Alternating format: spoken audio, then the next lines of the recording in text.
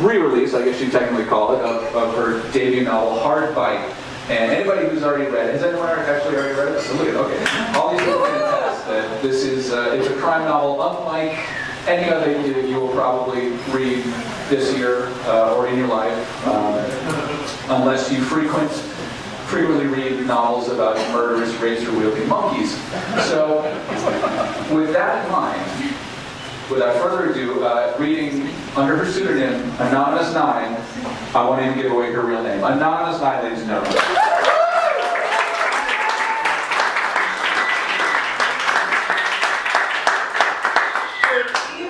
Good evening. Hi, everybody. And before we start, sound check. All good? Is this good? It's all right. Okay. Works for you. First, I'd like to really thank Stephen Blackmore and Eric Wietner for putting together a fantastic evening. They are doing so much to promote writers who are starting out and also established writers, and like Eric said, touring writers. Noir at the Bar LA is the place to be. So I'm thrilled to kick off this evening. So the novel is Hard Bite, and you have to pretend that I'm a paraplegic man in a wheelchair as I read. And this is from chapter 5 because people have heard me read the other stuff, so I'm going to shake it up, and this is new stuff tonight. It's noon, and in the far distance, a persistent ringing and thumping makes me crack an eyelid. It's the cell phone ringing its head off. The distant thumping is the front door. Somebody really wants in. Can't be Cinda. She has a key. Then I hear the reedy voice. You, Mr. Draymond! It's Dean. It's me. It's Marcy, your nurse. Marcy Blatlatch got assigned for in-home visits 2 weeks ago. If it weren't mandatory for her to check in, ensuring steady disability checks from my top-of-the-line private insurer, I'd turf her happy butt out of here for good. But Nurse Blatlatch writes the reports that trigger the checks, so she's a necessary evil. I'm coming, just a minute. It takes a while to swing my legs out of bed and get my rump pinched onto the seat of the chair. Next, I have to get my hand on. I call it my hand, but it's formally known as a body-powered prosthetic hook.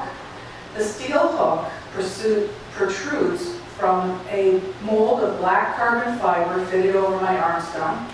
It's held in place by a nylon harness that fits over my upper arm and shoulders. All the while, Blatlatch yodels and tap dances in the hall. Finally, I get to the door, and she barrels past me with a stream of babble that makes me wish I could trade my hearing to get my legs back. Mr. Draymond, I come at the same time every week. I wish you were prepared when I arrive. Sorry, still getting used to it. How are your bowel movements? Have you had one today? Look, Miss Nurse Blatlatch, I've got a fleet right in my bag. She actually starts rummaging in her tote.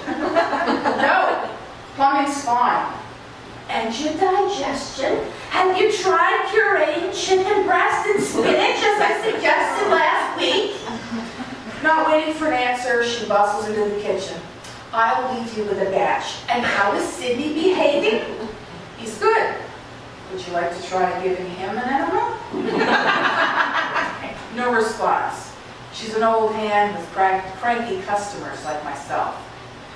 Sid has seen fit to rouse himself from the couch, blinking sleepily. He hasn't decided yet whether to be happy to see a new visitor or pissed off that he's been wakened from a sleep-in. I hear the cupboards open, pills rattle. And your meds, Mr. Drayhart? Taking everything on time? Any discomfort? She means well, but she'll start each visit with a proctologic exam and end with a lie detector. None. Zero. Fit as a fiddle. No complaints.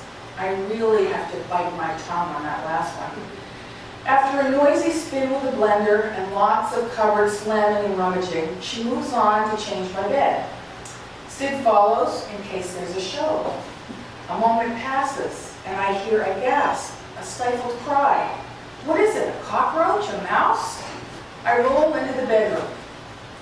She gives me a look like I must have shit the sheets. What is it? Black Latch ignores my question and stomps back out to the kitchen, where I can hear her rattling through the cutlery drawers. She returns with a pair of tongs and plunges them into the mound of sheets. Out come the tongs, clasping something red and frilly. It's the thong Cinda wore for a short time while she was here. I vaguely remember shooting it slingshot style into the air. Spandex is quite aerodynamic. Black Latch looks at the end of her tongs like she's got a rat by the tail. She actually sniffs it. Brings the thong closer, sniffs again. Explodes. Used! One! They belong to a friend, I say. Disgusting, Black Latch cries. Frog marches the thong into the trash, dumps it with a clatter of tongs, and whirls to face me. Where did you get that? Ordering off the internet, eh? I wasn't always in a wheelchair, Black Latch. I used to be a man. She pulls herself to a great height. If she were a bird, every feather would be ruffled. A cat and her fur would be on end. She gathers her purse and huffs out the door, slamming it shut. See you next week, I call cheerily. Well, that was pleasant. I suddenly remember my cell phone ringing its head off earlier. Not to mention what's been going on in the news since I last checked. I fire up the phone, put it on speaker while the message plays. It's Cinda. I'm in the car. The body got found in Lakewood Park. Unidentified so far, but they say it's an animal attack. You and Sid should stay in. I erase the message and look for the monkey in question. He's ready for brunch. While Sid dives into some chow, all local TV stations play live news coverage. The second guy has been found too, in Hawaiian Gardens. People are being warned to keep off the streets and parks and stay in their vehicles in case of animal attacks. I nod my head at Sid. When have we ever stayed in on a sunny day, huh? Sid crunches away non-committally. I'm going to have to think about that. I really dislike using time unproductively. Chalk it up to my former life in insurance, up to my eyeballs in statistics. One develops an awareness that time is fleeting, life is short, and statistics are against us getting everything done that we want in this lifetime. My eyes roam over to the Homicide Investigation Standards and Practices Handbook, 5th edition, on the bookshelf. It's a great 900-page reference for moments of indecision like this. Flipping through, the assessment section turns up, handy for the occasional check against a criminal personality profile. Killing can be addictive. It has a regressive effect on the mind. Good to self-assess now and then, though I'm not in the freelance justice business. For fun or for money. I'm in it to provide closure and relief for peripheral victims like Dan Marshall's wife and myself.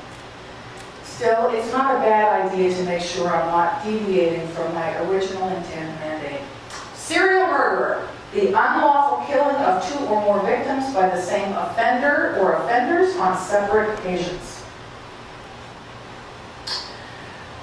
Reading that quote is always a letdown.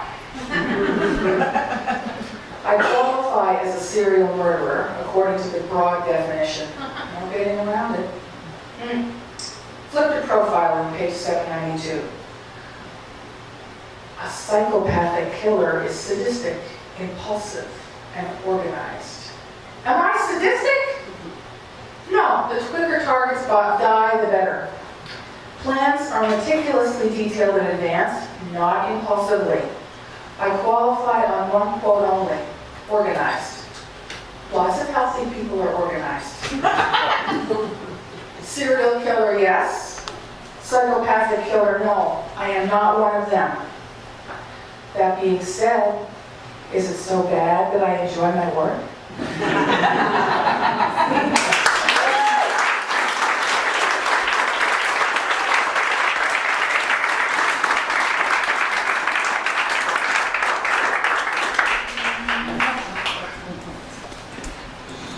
Happy Bastille Day.